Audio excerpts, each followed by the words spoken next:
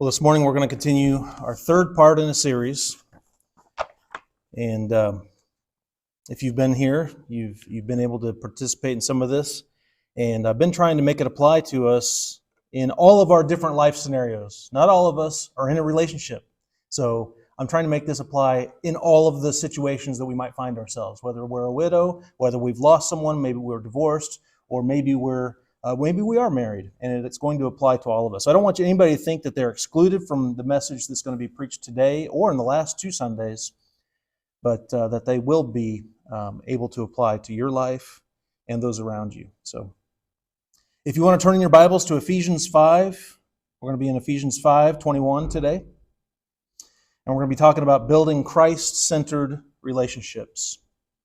Christ-centered relationships. You know, every interaction we have with other people is a relationship. Whether you're enemies or friends or lovers, it's all a relationship. We hope that we can have some Christ-centered relationships, right? That they would be glorifying of God, whatever those are. So let's go ahead and go to the text first, and then we'll get into the message today. Ephesians 5:21 says, "Submitting yourselves one to another in the fear of God. Wives, submit yourselves unto your own husbands, as unto the Lord. For the husband is the head of the wife, even as Christ is the head of the church, and he is the Savior of the body. Therefore, as the church is subject unto Christ, so let the wives be to their own husbands in everything. Husbands, love your wives, even as Christ also loved the church, and gave himself for it, that he might sanctify and cleanse it with the washing of water by the word, that he might present it to himself a glorious church, not having spot or wrinkle or any such thing, but that it should be holy and without blemish. So ought men to love their wives as their own bodies. He that loveth his wife loveth himself. For no man ever yet hated his own flesh, but nourisheth it and cherisheth it, even as the Lord the church. For we are members of his body, of his flesh, and of his bones. For this cause shall a man leave his father and mother, and shall be joined unto his wife, and they two shall be one flesh. This is a great mystery. But I speak concerning Christ and the church. Nevertheless, let every one of you in particular so love his wife, even as himself, and the wife see that she reverence her husband." And may God add his blessing to the reading of the word.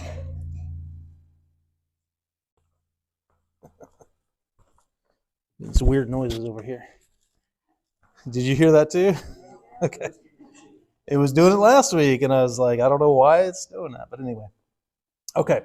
I want to bring something to your attention that, we're going to focus on the sacred covenant of marriage in one respect, but at the same time, this passage is not just about marriage.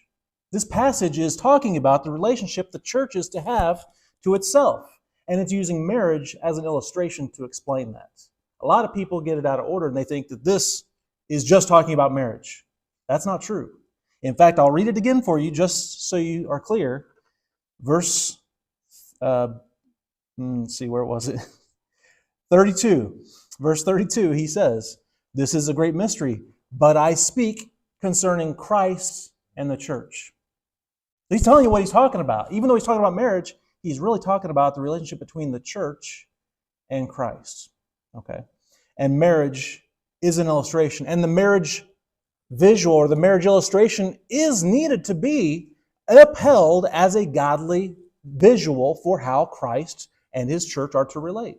It is a marriage covenant. It is a relationship like a marriage. And in the last day, you read Revelation, you're going to see that there's going to be a wedding feast where right now we're just in the engagement stage.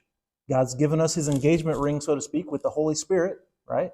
His down payment almost, if I can say it that way. And then when we meet him in the air, it's going to be that great wedding day, and we're going to have a wedding feast, and it's going to be great and glorious, and who knows how it's really going to be, but it's going to be glorious. These principles, and I bring that up to the forefront because I don't want you to check out thinking that this just applies to those that are married or just in marriage, because they don't. This is beyond marriage. Marriage is used as an illustration to this point, but marriage is used as an example of how the church is supposed to act inwardly towards itself.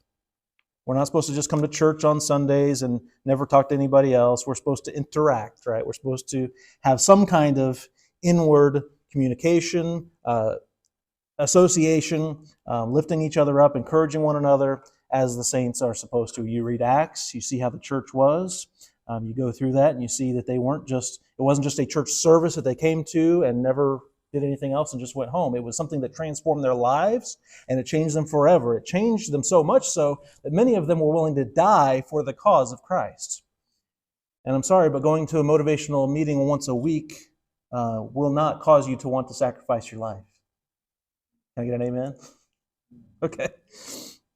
In these verses, the Apostle Paul provides profound insights into the transformative power of three things that we're going to see today: mutual submission, sacrificial love, and respect within the context of marriage, but it's going to apply to the church as a whole. Okay? So let us delve into these timeless truths and discover how aligning our relationships with biblical principles will lead to lasting, fulfilling relationships and ultimately fulfilling our role within the church, the body of Christ. So I'm going to be a little transparent with you, and when I started this journey of developing this message and digging into this is one of those topics that I really hate, because I know there's a lot of hurt and pain, whether it's relationships, whether it's widowhood. Relationships hurt. It hurts. All of us have been in some kind of broken relationship at one time or another, whether it was that little relationship you were at when you were in elementary school and you broke up and broke your heart, or any of the others that we could experience, right? This is one of those things that I don't like to talk about too, because the submission issue. Submission is a dirty word in our culture. We don't like to talk about it. We don't like to say the truth about what the Bible has to say. And what I don't want you to think that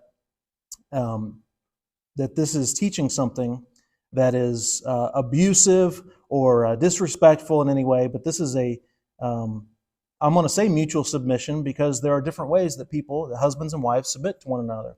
But that mutual submission is ultimately talking about the church relationship to each other.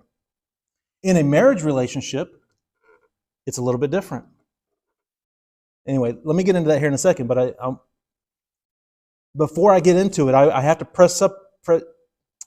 preview it with this. I know there are differences of opinion and interpretation on these issues, and I'm not trying to get around it. I want to tell you guys the truth today, no matter what it costs me, or whether you like it or not. I want to tell you what the Bible has to say. My highest value in life, I've come to realize, is truth. Even if I don't want to hear it, I want to know the truth, and I hope you do too. So that's where I'm at today. And so whereas we go into the Bible for our authority on all issues, it's our basis for all teaching in our lives.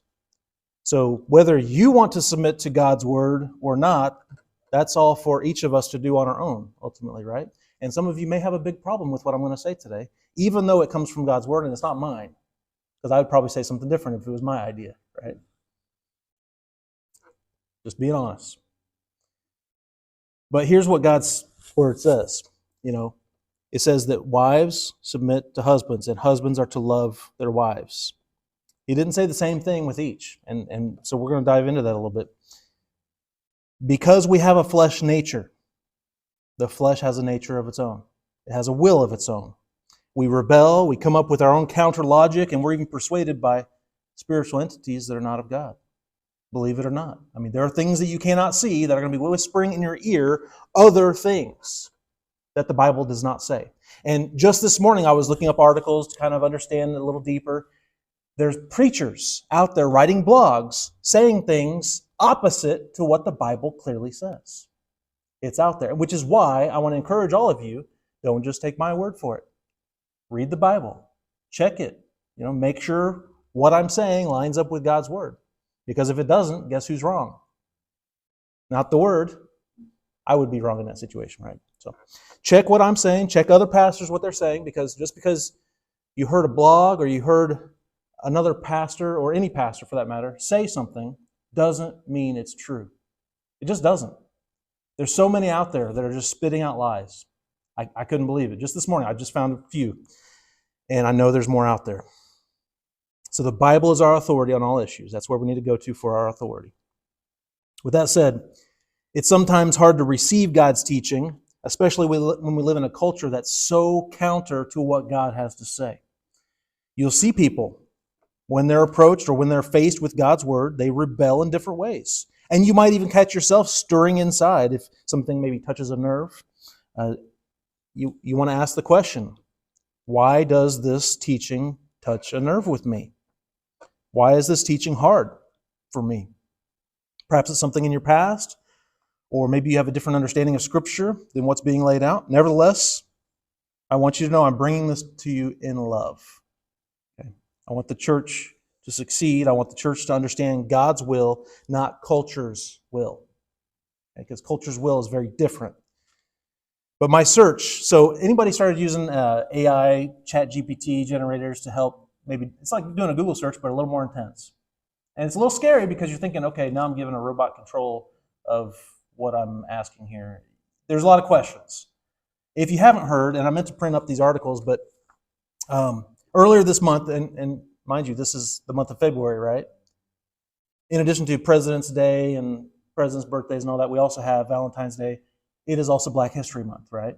I haven't said anything about that, and I didn't do that on purpose or anything, but it has come to my attention just this last week that there was a search engine bias with the AI search engines. Did you guys hear about this? Okay. So the search engine bias is that when you're wanting to just type in, hey, show me a picture of friends having fun. Well, there weren't any white people. No matter how you worded it, it wouldn't put anybody in there that was white. And obviously, this was a bias put in by the programmers.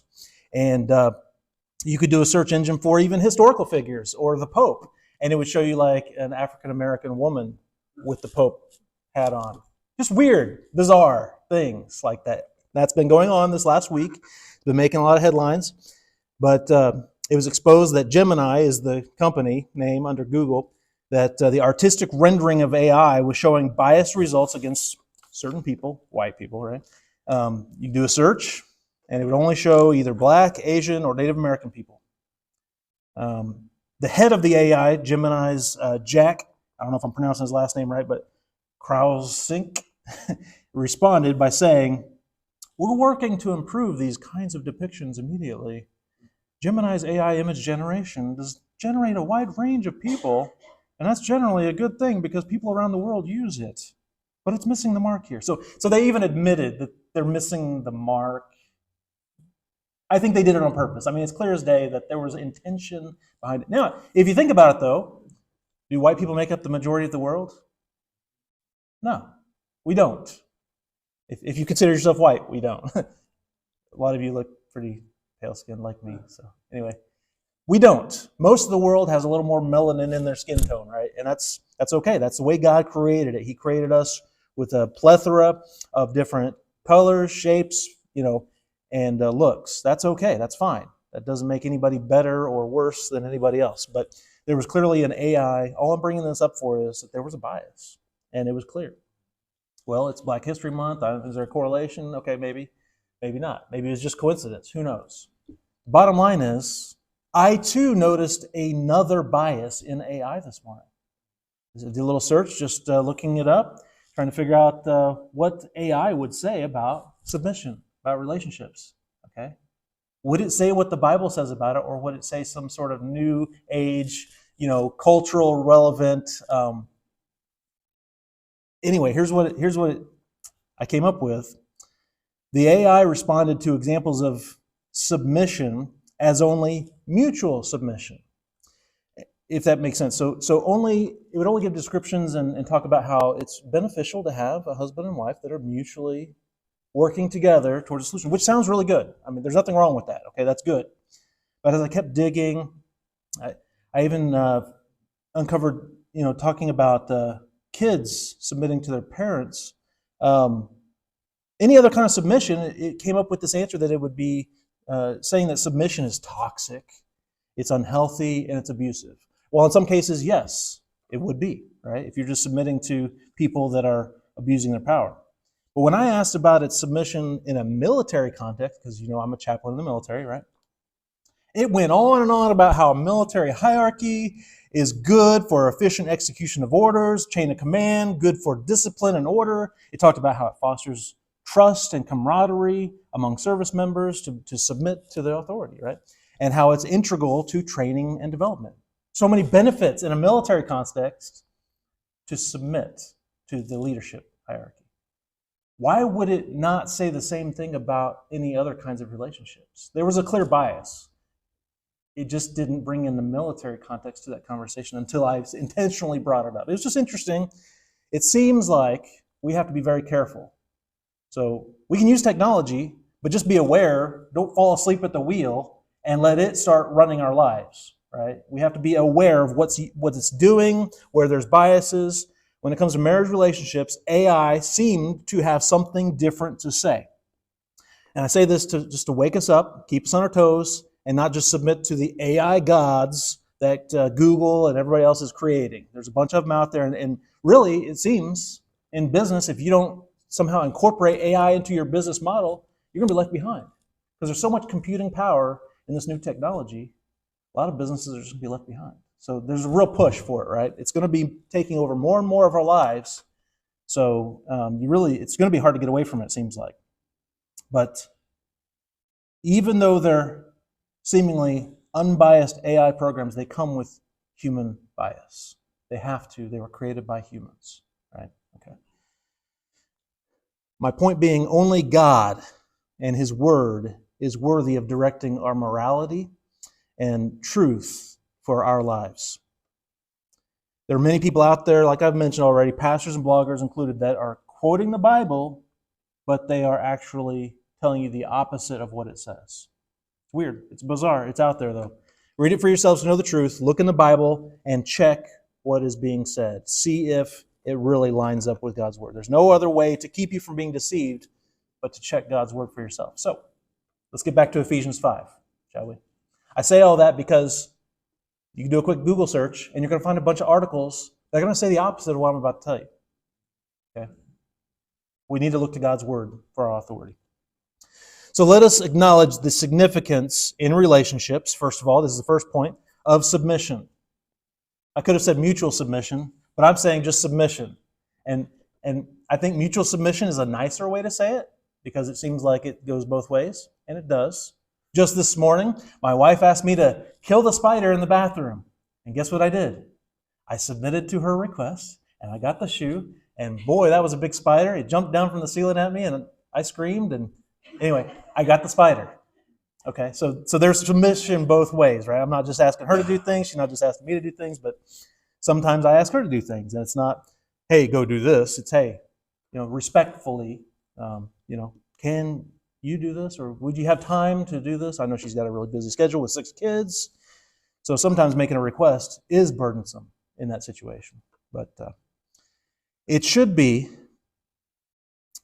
as Paul instructs, that we should submit to one another out of reverence for Christ.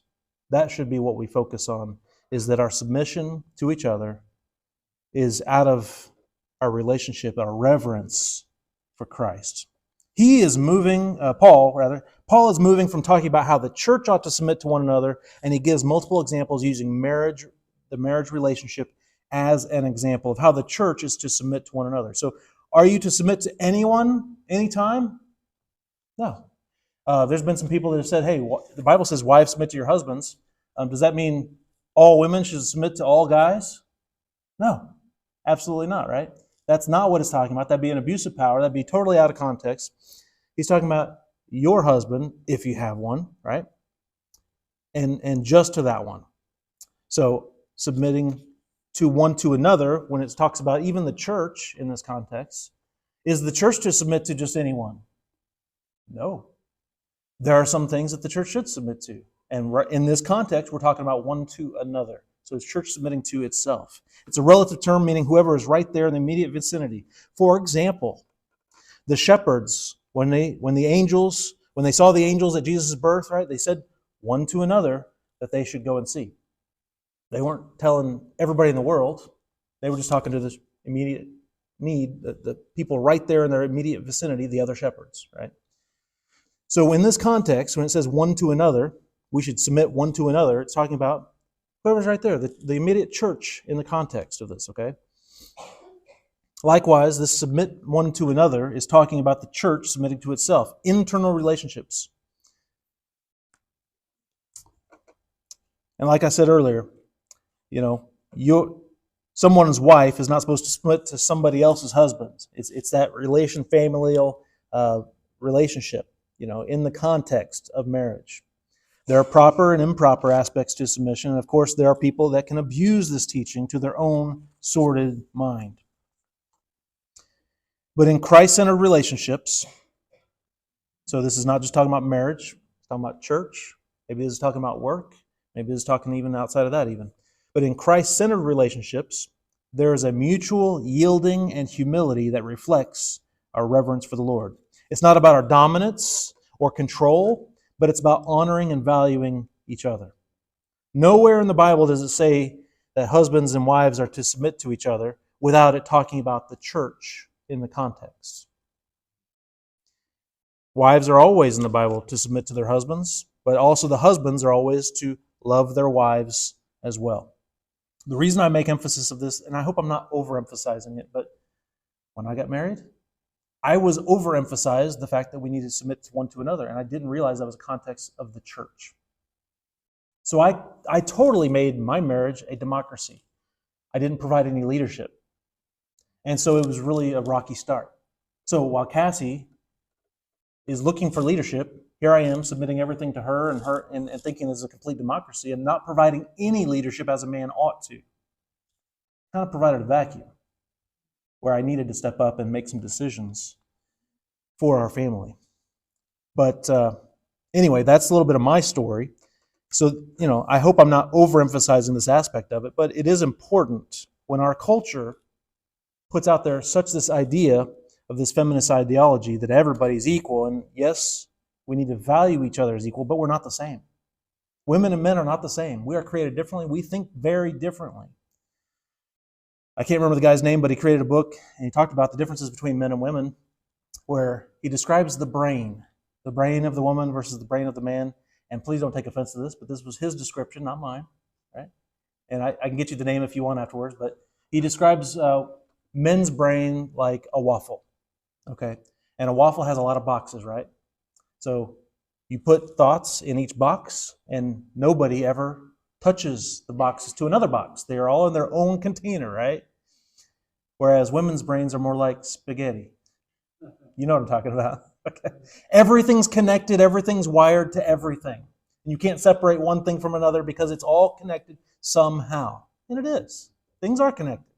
But men, we just like to compartmentalize things in such a way that, oh, you want to talk about that thing? That's completely different. Hold on, let me change mindsets here and talk about this thing. Okay. Anyway, that's there's differences between the way men and women think, and that's okay. And not all men are the same, and not all women are the same. There's differences even within. So,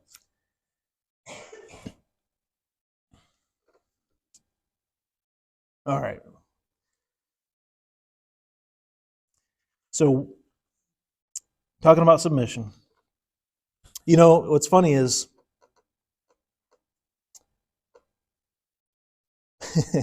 in wrestling language. So in high school, I wrestled, okay? If you ever have a mutual submission situation in wrestling, that means you both lose, depending on how you want to look at it, right? So think about it. So when you have mutual, you call it a draw. You could look at it as you both won, maybe, but really it's you both lose, right? And I don't know if that applies to today's message or not, but I want you to think about it just for a second. Mutual submission might not be the best thing in a situation like that. But not all of us are in a marriage situation. And of course, wrestlers are not on the same team also. So there's a difference in that. In a marriage relationship, we're on the same team. In the church relationship, we're on the same team. When you're on the same team, there are different times for different kinds of submission. And sometimes the wife does ask, hey, honey, can you fill in the blank? Can you take out the trash? Can you kill the spider? Can you, whatever it is, can you fix the toilet? Can you, whatever it is. And there are mutually beneficial relationships working together there for both benefiting. Ultimately,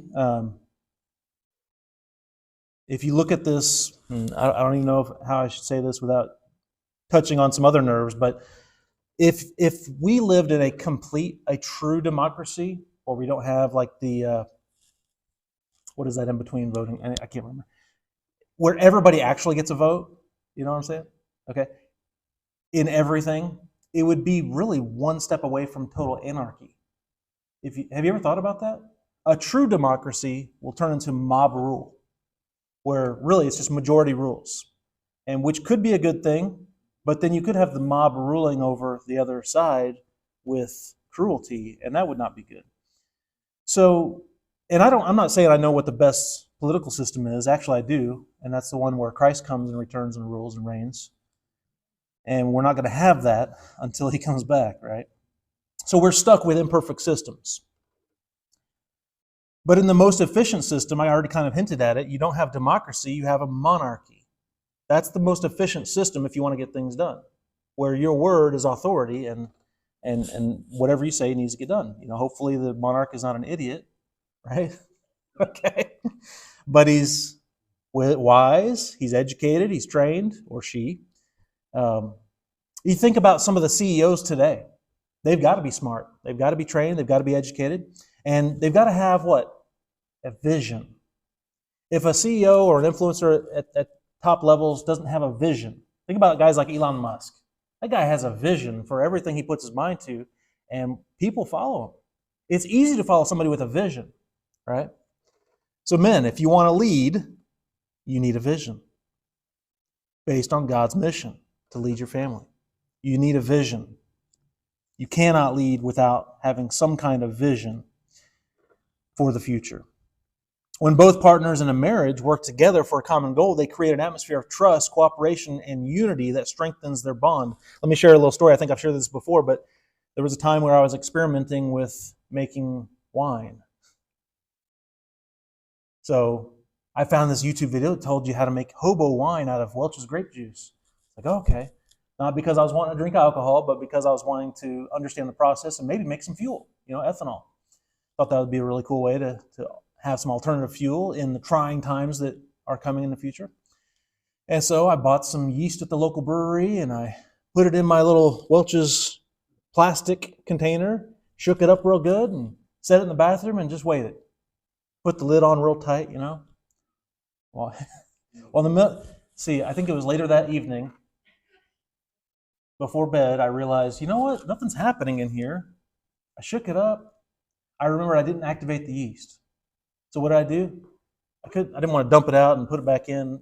So I just put it in front of a space heater, one of those electric space heaters. And I set it in front of there, just kind of warm it up a little bit, just to give it a little bit of warmth to activate that yeast. And I laid back down. I was going to do it for like 5-10 minutes maybe and just turn it back off. I fell asleep.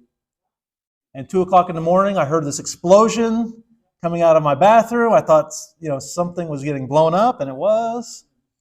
And we had grape juice all over the bathroom. So it wasn't white wine. That would have been nice, right? But it was that bright red, purple, communion juice style Welch's all over the bathroom ceiling, all over the bathroom cabinets, all over the towels, all over the sink, all over the mirror, everywhere. The reason I tell you that story is, yeah, it's funny, but I've never seen Cassie and I work together so well and so efficiently as after that moment. We both knew what to do. We both knew what was needed. The mission was clear. Get that grape juice off the walls before it stains. And I've never done anything so fast and so efficient as in that moment. We cleaned up that bathroom, probably 5, maybe 7 minutes. And we had it cleaned up as good as it was going to get, When you're together on a mission, there's nothing you can't accomplish. When you're together, when you're united. And as a church, think about that. What we could do if we didn't fight and feud over different opinions. Churches fight over the silliest things. What color the carpet is, what kind of outreach programs they want to do, and it can take months on end. But if they already knew what they want to do and they all know that they need to do it, think about the power that could have in a community to transform for Christ. We all know that there's a lost world out there that needs the gospel. We all know that there's lost people that are hurting and need hope. We know that there's people out there that need to hear the message of what Christ did on the cross and that he raised again on that third day. We all have access to Bible tracts on the back counter out there. We all have access to whatever resources we have, even if it's, like the lady who only offered a penny. We all have something, and whatever's in your hands, that's all God's requiring, to be faithful where you're at. When Moses was up on the mountain talking to the fire, God out of the fiery bush, he didn't say, "Hey, go raise $100,000, and then I'm going to have you start this nonprofit charity, and then we're going to, start writing some letters to Pharaoh, and then we're going to start this political campaign to try to oust him in the political game." No, he said, "What do you have in your hands?" He said, "I have the shepherd's staff." And you remember what he did with the shepherd's staff? He said, "Throw it down." He threw it down and he turned into a snake. God does things a little differently than us. We have our plan, and then God has his plan. So what do you have in your hands? You all have something unique. You all have something that's not the same as what I have in my hands.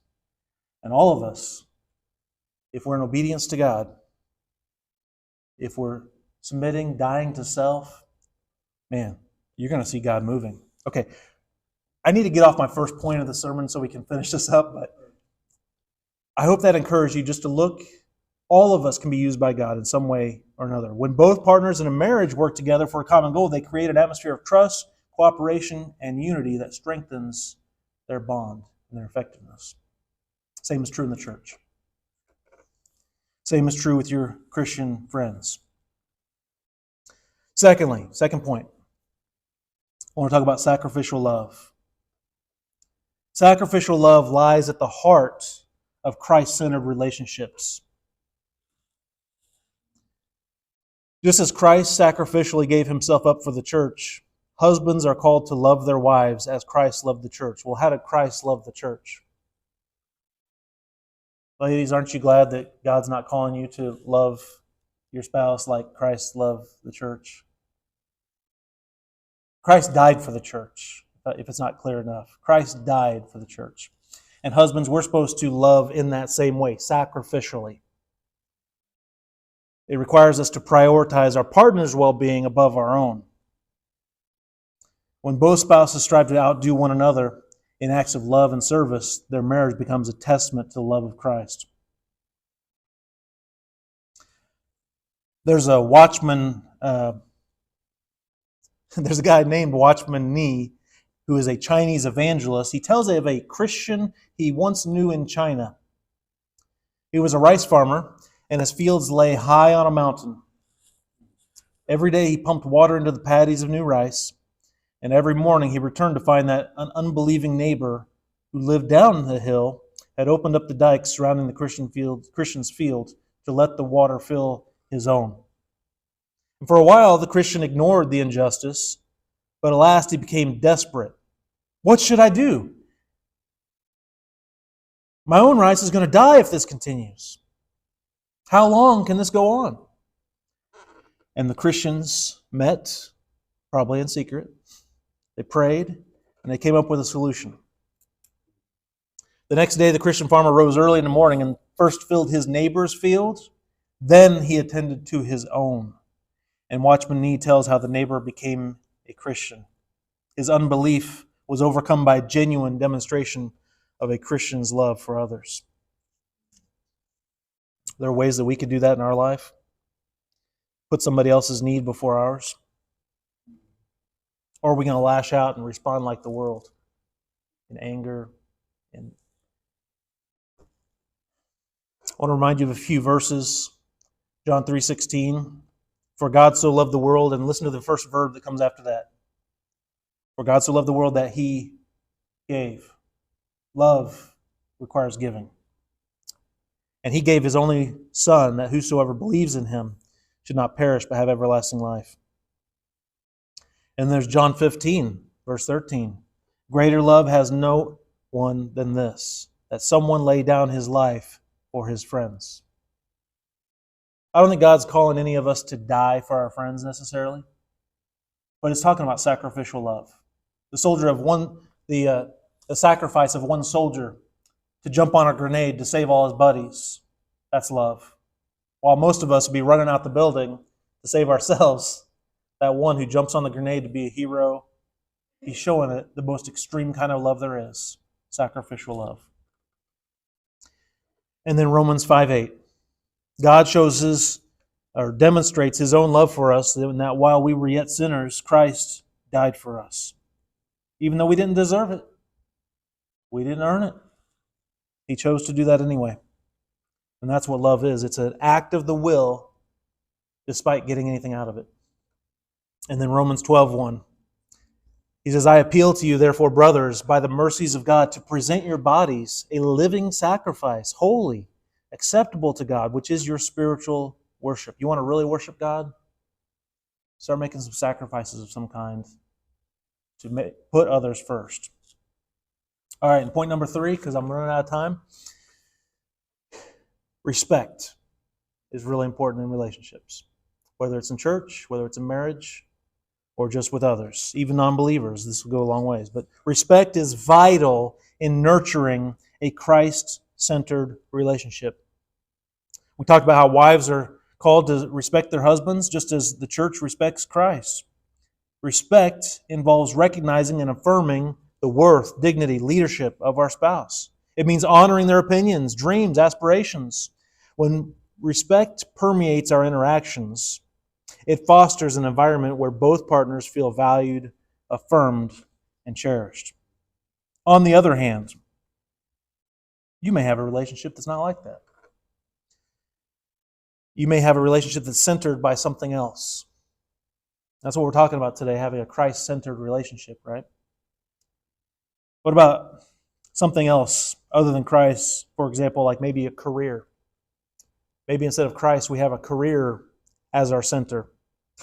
If that's the case, one can quickly get out of alignment and no longer is Christ the center, and everything revolves around what would be best for that career advancement or whatever else your relationship is centered around. Okay, maybe it's centered around something else. Moreover, placing Christ at the center of our relationships transforms the relationship in profound ways. When we model our relationships after selfless love and sacrificial service like Christ, we experience the fullness of God's blessings. Our relationships become a testament to His grace, reflecting His love and glory to the world. I want to give you a few steps, maybe tips, however you want to call it. What do you do when submission's hard? And then we'll close out. So, in thinking about this, I thought this would be the most practical thing we could talk about today is how do you submit when it's hard? And I was talking to Cassie this morning. This was actually her idea, but I'll give credit where credit's due. She said, just take a step back. Try to get perspective on it. Okay? Just take a step back. Is it really a battle that you need to win? When submission's hard, take a step back. Okay? Number 2, I would say, is ask yourself, why am I having difficulty? Was there a past experience? Are you not trusting the other person? Are they not trustworthy? You know, I have a hard time trusting a boss that seems a little aloof, right? It's hard to submit to somebody that seems not competent, right? And then I want you to ask, when it's hard to submit, would submitting in this situation violate my core values? If I went ahead and submitted anyway, would it violate some belief or value that I have? Christian belief, your values, what the Bible says. Would submitting in this situation cause me to sin? Okay. And then thirdly, if submitting is hard, ask yourself, can I still honor God by submitting even though it might be against my will? Dying to self in this situation. Like it says in Romans 12:1, could it be an act of worship? Our living sacrifice to submit anyway? Can we deny ourselves? Like Paul says in Galatians 2:20, that it's not me who lives, but it's Christ who lives in me. Submission happens in a lot of different places. It's not just wives to husbands. It's all of us to our boss. It's all of us to God. It's all of us, sometimes to our friends. And I was even reading in some some articles that I don't agree with that people are suggesting to submit to your kids. Like, what kind of messed up world would that be? Yeah. Their result of submitting to kids was not what I thought it was, so it was a little more interesting to read on. But could submitting be listening to understand? Trying to understand where they're coming from rather than just making quick judgments and assumptions? Yeah, I think so. And I think there's other passages that could definitely be looked at, like Pt3 and some others when it talks about relationships and submission. But I'm going to leave it at that because Ephesians 5, I think the big idea here is, yes, submitting yourselves one to another is a church function. And it's not just between wives and husbands, but it is a church function, and it's very much how we are different than the rest of the world. You know, in the Roman Empire, first century, they would tell husbands, you need to make your wife submit.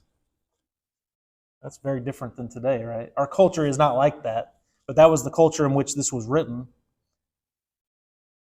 And Jesus and Paul and all the disciples, they had a very different approach to how they treated people.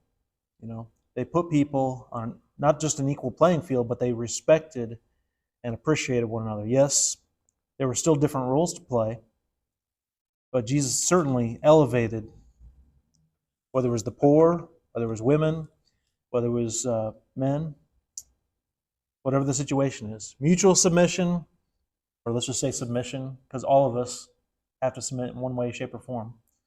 Sacrificial love and respect. Those are the 3 points today. Submission, and if I haven't said it before, submission wouldn't be submission if you agreed with it, would it? If you agreed with whatever somebody was asking you, it wouldn't be submission, right? So submission is doing something anyway, despite. Sacrificial love and respect. Those are the 3 points today, and I hope I gave you something to think about, that even in difficult situations, we can analyze ourselves, we can look at ourselves and kind of take a step back and ask ourselves, why is this hard? Why am I having difficulty? Is this going to violate my core values? And can I still honor God by submitting?